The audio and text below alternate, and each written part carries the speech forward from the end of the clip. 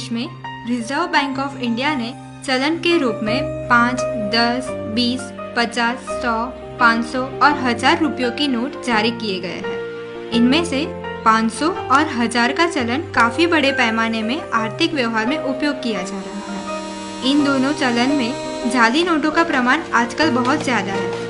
इसीलिए यह जरूरी है कि सभी लोगों को चलन की पर्याप्त जानकारी होनी चाहिए और साथ ही जाली और असली नोट के बीच क्या फर्क है यह पता होना चाहिए। आरबीआई ने भारतीय नोट की सुरक्षा के लिए कुछ महत्वपूर्ण कदम लिए हैं। सी थ्रू रजिस्टर। नोट के बाएं कोने के बीच में आगे और पीछे की ओर फ्लोरल डिजाइन प्रिंट की होती है। आधा अंक आगे की ओर और आधा अंक पीछे की ओर प्रिंट होता है।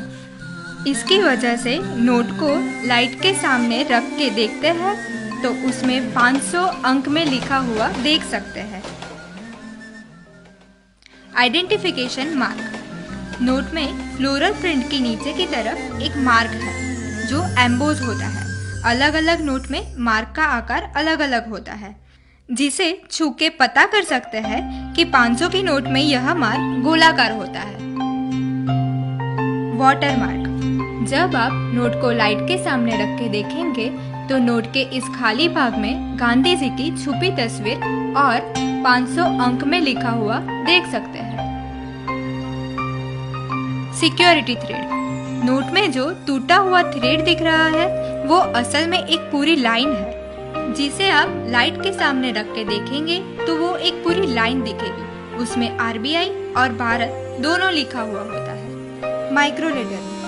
नोट में महात्मा गांधी जी की तस्वीर के पीछे अक्षर और अंक में आरबीआई और 500 लिखा होता है, जिसको आप मैग्नीफाइंग ग्लास के माध्यम से देख सकते हैं। Optically variable ink. नोट को सीधा पकड़ने पे अंक 500 का रंग हरा दिखता है, लेकिन नोट का एंगल बदल के देखेंगे तो ये नीला दिखेगा। Latent image.